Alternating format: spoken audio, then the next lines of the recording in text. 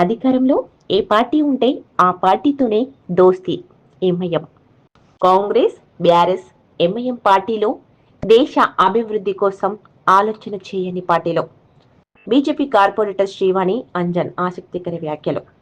రాష్ట్రంలో ఏ పార్టీ అధికారంలో ఉంటే ఆ పార్టీకి వత్తాసు పలుకుతుంది ఎంఐఎం పార్టీ అని, అలాగే కాంగ్రెస్, టీఆర్ఎస్ పార్టీలో కూడా దేశంపై, ధర్మంపై అపోహలతో కూడుకున్న పార్టీలని, ఈ పార్టీలను అస్సలు నమ్మద్దని BJP party corporator Srivani Anjan వ్యాఖ్యలు చేశారు. శుక్రవారం తాండూరు పట్టణంలో బీజేపీ రాష్ట్ర కార్యవర్గ సభ్యుడు రమేష్ కుమార్ నివాసంలో మీడియా సమావేశం ఏర్పాటు చేశారు. ఈ సందర్భంగా శ్రీవాణి మాట్లాడుతూ మున్సిపల్ ఎన్నికల నేపథ్యంలో చేవెళ్ల ఎంపీ కొండ విశ్వేశ్వరరెడ్డి సూచనలతో తాండూరు మున్సిపాలిటీలో 24వ వార్డు, 30వ వార్డుల్లో ఎన్నికల ప్రచారం చేయడం జరిగిందన్నారు. అయితే కాంగ్రెస్, బీఆర్ఎస్, ఎంఐఎం 3 దొంగల పార్టీలుగా తయారయ్యావని ఆరోపణలు చేశారు. బీఆర్ఎస్ కుటుంబం పార్టీగా మారిందని, ఇప్పుడు ఆస్తుల తగాదాల కోసం కొట్టుకుంటున్నారని విమర్శలు చేశారు. ఇకపోతే అసెంబ్లీ ఎన్నికల్లో దేవుళ్లపై ఒట్టేసి కాంగ్రెస్ అధికారంలోకి వచ్చి ప్రజలకు ఇచ్చిన హామీలను మర్చిపోయారని ఆమె తీవ్రంగా విమర్శలు చేశారు. ఎంఐఎం గత 40 ఏళ్ల నుంచి హైదరాబాద్లో ఏమీ అభివృద్ధి చేయాలని ఆమె ప్రశ్నించారు. తాండూరు మున్సిపాలిటీలో ఎన్నికలలో 36 వార్డులకు గాను 34 స్థానాలకు బీజేపీ తరఫున అభ్యర్థులు పోటీలో ఉన్నారని, 12 స్థానాలను కైవసం చేసుకుంటామని ఆమె ధీమా వ్యక్తం చేశారు. అంతకుముందు 24వ వార్డు, 34వ వార్డులలో కూడా ఎన్నికల ప్రచారం నిర్వహించారు. ఈ కార్యక్రమంలో బీజేపీ నాయకులు, కార్యకర్తలు ఉన్నారు. అలాగే మీడియా మిత్రులందరికీ కూడా నమస్కారం. ఈరోజు ఎంపీ కొండా విశ్వేశ్వరరెడ్డి గారి పిలుపు మేరకు తను నాకు తాండూరు మున్సిపాలిటీలో ఒక బాధ్యతను అప్పగించారు. నా తోటి అన్నదమ్ముళ్ళు, అక్క చెల్లెళ్ళు ఇక్కడ మున్సిపాలిటీలలో పోటీ చేస్తున్నారు, వాళ్ళకి మీ బాధ్యతగా వెళ్ళి అక్కడ పని చేయాలి అని చెప్పి ఈరోజు దిశానిర్దేశం చేస్తే ఆ మేరకు నేను ఇక్కడికి రావడం జరిగింది. నేను ఈరోజు ఉదయం తాండూరు మున్సిపాలిటీలో 24వ వార్డులో ప్రచారం చేయడం జరిగింది. ఆ 34వ వార్డులో కూడా ప్రచారం చేయడం జరిగింది. అక్కడ ప్రచారం చేస్తుంటే ఒకటైతే దీటుగా అర్థమైపోయిందంటే ప్రతి ఒక్కరికి కూడా బీజేపీ కావాలి, ఈరోజు బీజేపీ ఉంటేనే మన సమాజం బాగుంటుంది అన్నది ప్రతి ఒక్కరిలో కూడా రావడం జరిగింది. అయితే మీడియా మిత్రుల ద్వారా నేను ఒకటి చెప్పాలనుకుంటున్నాను. ఇక్కడికి రాగానే నాకు ఒకటి తెలిసింది, ఓవైసీ కూడా వచ్చి ఇక్కడ ఓట్లు అడుగుతున్నాడని చెప్పి. అయితే మిస్టర్ ఓవైసీ, అసలుకి నువ్వు హైదరాబాద్లో ఏం ఎలగబెట్టినావని చెప్పి తాండూరుకు వచ్చి ఓట్లు అడుగుతున్నావు? అసలు నీకు నిజంగా మొహం ఉందా, సిగ్గుందా? హైదరాబాద్లో గత 40 సంవత్సరాల నుంచి నువ్వు, మీ అయ్యా, మీ ముత్తాత అందరూ కూడా అక్కడనే ఉన్నారు, ఆడనే అధికారంలో ఉన్నారు.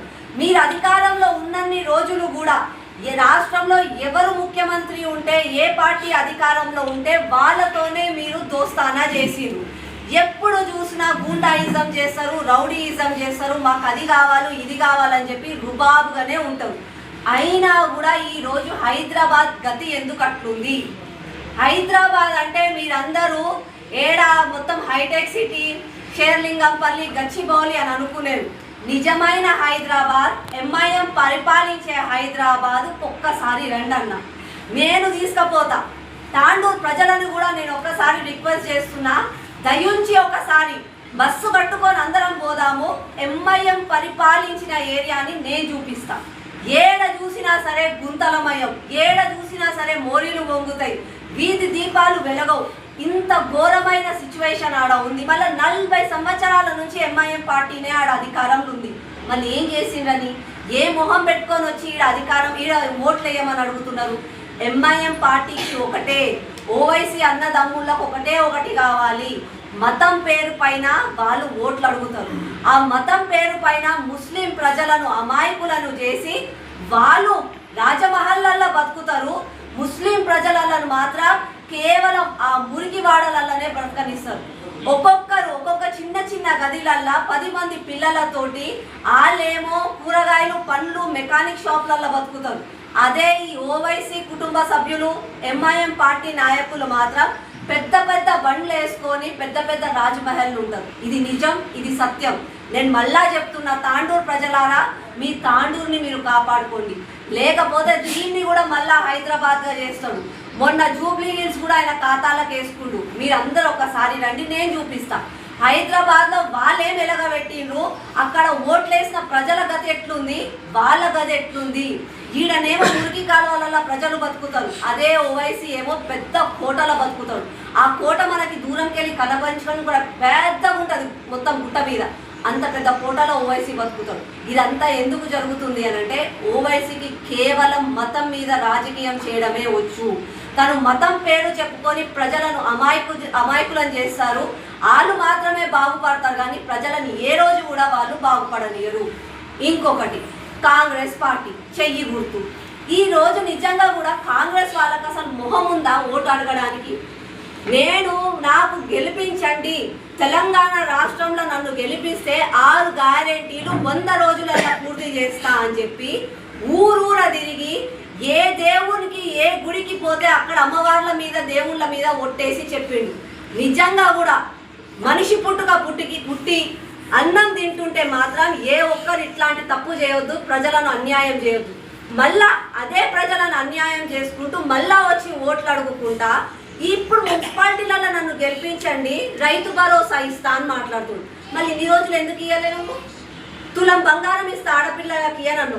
తులం బంగారం నువ్వు ఇస్తా అన్నప్పుడు 65,000 ఇవ్వాలి, ఎంత అయ్యే? ఇప్పుడు ఎందుకు ఇస్తలేవు? అడిగితే ఖజానా లేదు. ఖజానా లేదని కాంగ్రెస్ పార్టీకి ముందు తెలియదా? ఎందుకు ప్రజలతోటి మాటలు మాట్లాడుతున్నారు? ఎందుకు అమాయక ప్రజలను చేస్తున్నారు? బీఆర్ఎస్ కుటుంబం. ఇక నేను అది రాజకీయ పార్టీ అని అనా, అది కుటుంబ పార్టీ. వాళ్ళ అక్క చెల్లె, వాళ్ళ నాన్న, వాళ్ళ బావ వాళ్ళు కొట్లాడుకోవడమే కానీ ప్రజలకు మాత్రం ఒరిగింది ఏమీ లేదు. ఇన్ని సంవత్సరాల నుంచి చూసినాం, పోరాడి తెచ్చుకున్న తెలంగాణ. అన్న లాంటి వాళ్ళు ఎంతో మంది ఉద్యమాల నుంచి వాళ్ళ ఇల్లు వదిలి అన్ని వదిలి జై తెలంగాణ అంటే సాధించుకున్న తెలంగాణ. అట్లాంటి తెలంగాణలో 10 సంవత్సరాలు కేసీఆర్కి మనం ఇస్తే అధికారం ఏం చేసిండు? కాళేశ్వరం ప్రాజెక్టు మీద మన తెలంగాణ బిడ్డలకు రావాల్సిన సొమ్మునంతా కాజేసుకున్నాక ఆస్తిపాస్తుల తగాదాలై అన్నదమ్ములు కొట్లాడుకున్నట్టు వాళ్ళు కొట్లాడుకోలే. ఒక్కనేమో ఢిల్లీకి పోయి లిక్కర్ స్కామ్ చేసింది, ఒక ఆయననేమో ఫోన్ ట్యాపింగ్ చేసిండు. మన తెలంగాణకి ఏమొచ్చింది? దయచేసి తాండూరు ప్రజలారా, నేను మిమ్మల్ని చేతులెత్తి వేడుకుంటున్నా. మన గ్రామం బాగుండాలి, మన ఇల్లు బాగుండాలి, మన పిల్లల జీవితం బాగుండాలంటే బీజేపీని గెలిపించండి. బీజేపీని గెలిపిస్తే నరేంద్ర మోదీ గారి నాయకత్వం ఎట్లయితే మొత్తం విశ్వానికి గురువుగా మారిందో అట్లనే ప్రజలకి కూడా ఒక దారి చూపిస్తుంది. ఇవాళ మీరు కాంగ్రెస్కి కానీ బీఆర్ఎస్కి కానీ ఓటేస్తే సీదా అది పోతుంది, ఎంఐఎం ఖాతాలో పడుతుంది. ఒకసారి ఎంఐఎం చెప్పిండు, అసౌద్దీన్ ఓవైసీ చెప్పిండు, కారు కేసీఆర్ చేతిలో ఉంది కానీ స్టీరింగ్ నా చేతిలో ఉంది అని అన్నాడు. అప్పుడు వాళ్ళ దగ్గర అధికారం ఉంది. ఇప్పుడు కాంగ్రెస్ చెయ్యి ఎంఐఎం జోబులు ఉంది. మళ్ళీ అట్లాంటి వాళ్ళని మనం గెలిపించుకుందామా? తాండూరు ప్రజలారా, వివేకులు కండి. 11వ తారీఖున ఎవరికైతే ఓటు హక్కు ఉందో ప్రతి ఒక్కరు కూడా బయటికి రండి. మీ పిల్లల భవిష్యత్తు కోసం, మీ తాండూరు భవిష్యత్తు కోసం, మీ భవిష్యత్తు బాగుండాలంటే ఎంఐఎం, కాంగ్రెస్, బీఆర్ఎస్ ముగ్గురు దొంగలని ఈసారి పక్కన పెట్టండి. చిత్తశుద్ధితో మీకోసం, మీకు సేవ చేయడానికి పని చేస్తాం అక్క, పని చేస్తాం చెల్లె అని చెప్పి మీ వద్దకు వస్తున్న బీజేపీ అభ్యర్థులను గెలిపించుకోండి. తాండూరుని కాపాడండి. తాండూరు మున్సిపాలిటీని ఒక మున్సిపాలిటీలని గ్రామాలను కాపాడుకుంటూ వస్తే తెలంగాణ నిజమైన బంగారు తెలంగాణ అవుతుంది, నిజమైన ప్రజాపాలన అవుతుంది. అంతేగాని కేవలం అధికారాల కోసం, స్కాముల కోసం అని చెప్పి మాకు అధికారం ఇవ్వండి అని చెప్పే కాంగ్రెస్, బీఆర్ఎస్, ఎంఐఎంకి ఈసారి బుద్ధి చెప్పండి. నిజమైన సమాజం ఏందో మనం తీర్చిదిద్దుకుందాం. ధన్యవాదాలు. షేర్ చేయండి. కోసం ఛానల్ ని సబ్స్క్రైబ్ చేయండి. అలాగే ఇక్కడ ఉండే ఈ గంట సింబల్ ని క్లిక్ చేయండి. మేము అప్డేట్ చేసే ప్రతి వీడియో నోటిఫికేషన్స్ మీకు వచ్చేస్తాయి.